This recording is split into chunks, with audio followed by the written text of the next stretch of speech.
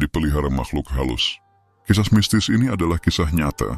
Kisah tentang seorang ibu rumah tangga yang sedang mengandung bayinya yang berusia 9 bulan.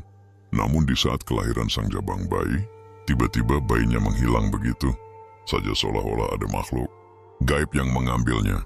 Anehnya, bayi yang menghilang tersebut kembali ke rahim ibunya 10 tahun kemudian. Mustahil dan tak masuk di akal memang. Namun kisah mistis ini benar-benar terjadi di daerah Bekasi, Jawa Barat. Dan cerita ini pun tak diberitakan di media massa manapun. Hanya kerabat dan sahabat dekat yang mengetahuinya. Dan salah satu keluarganya ialah teman dekat dari penulis sendiri. Berikut ini kisah lengkapnya.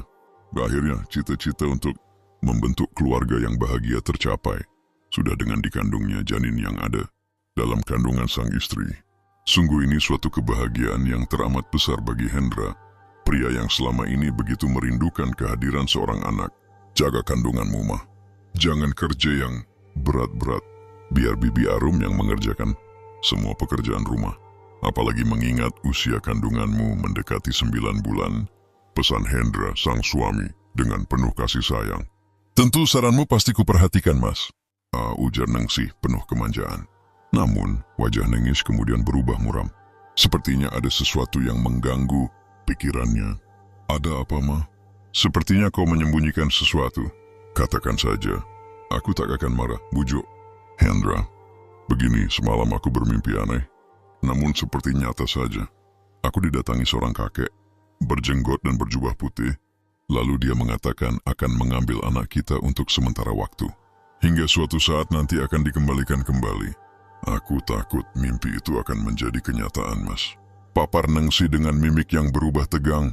Nengsi, istriku, mimpi itu hanyalah bunga tidur. Tak usah kau pikirkan, sebab mana mungkin mimpi bisa menjadi kenyataan. Jangan sampai mimpi itu mengganggu pikiran dan kesehatanmu. Ingat, jaga baik-baik bayi dalam kandunganmu. Tapi, Mas, ujar Nengsi, namun segera dipotong oleh Hendra. Sudahlah, tak usah kau pikirkan mimpi tersebut.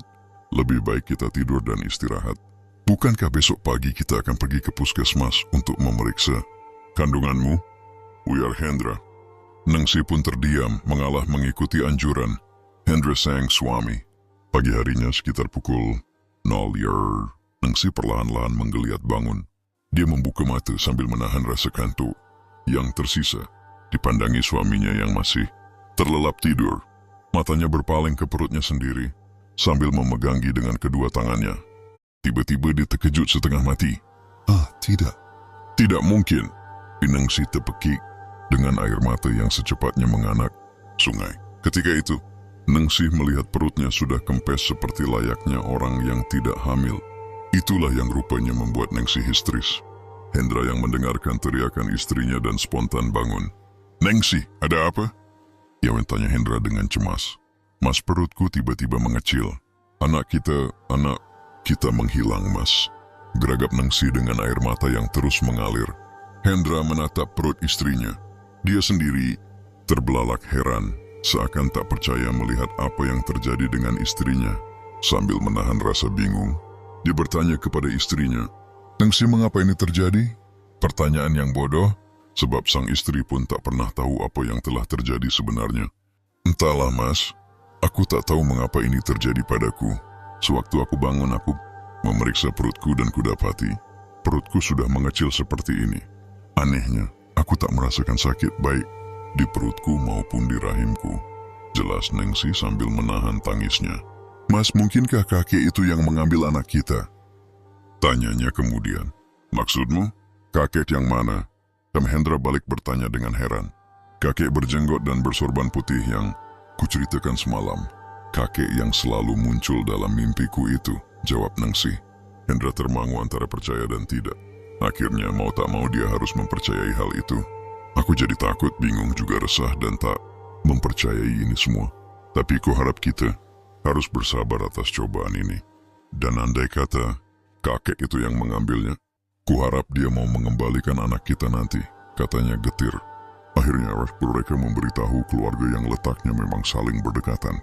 Dan atas persetujuan keluarga, mereka pun mendatangi salah seorang kiai terdekat. Sebutlah Kiai Abbas.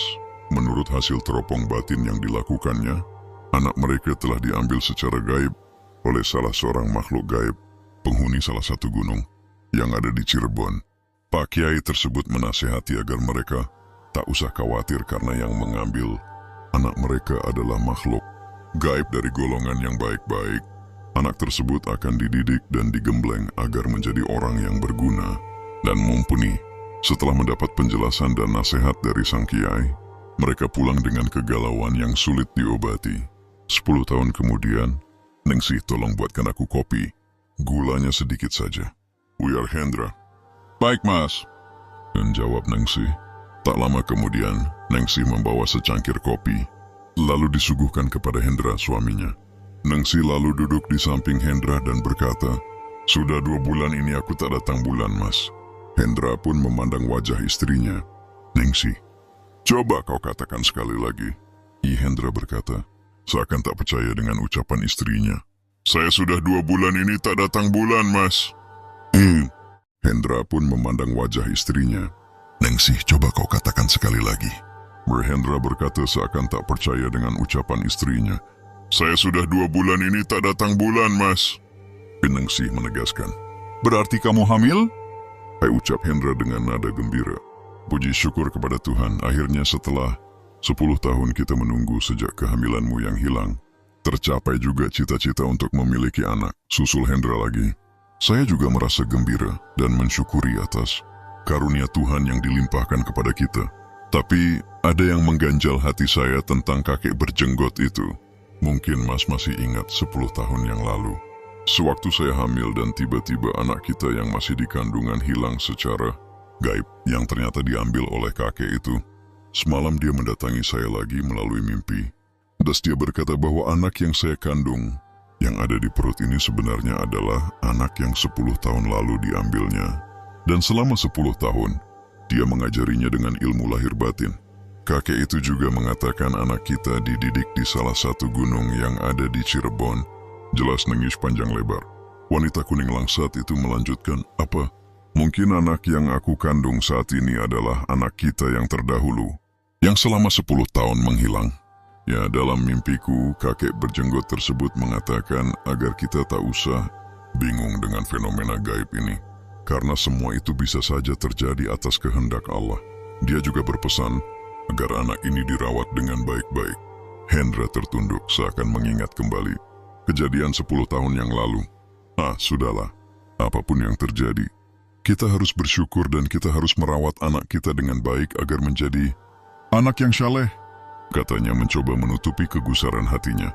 9 bulan pun telah berlalu, kemudian lahirlah anak dari pasangan Hendra dan Ningsih. Mereka pun tentu sangat berbahagia. Memang aneh, semenjak kelahiran anak itu ternyata nasib mereka berubah. Kehidupan mereka jauh lebih baik. Anak itu seolah selalu membawa keberuntungan bagi orang tuanya. Kehidupan mereka semakin membaik dan membawa berkah. Anak itu mereka namai Sukmajaya. Kelak anak itu di masa yang akan datang akan menjadi orang yang mumpuni, sebagaimana yang dikatakan kakek berjenggot putih yang berasal dari puncak Gunung Cirebon itu. Cerita ini berdasarkan kisah nyata yang diceritakan oleh paman Sukmajaya sendiri, yaitu Pak Tarsum.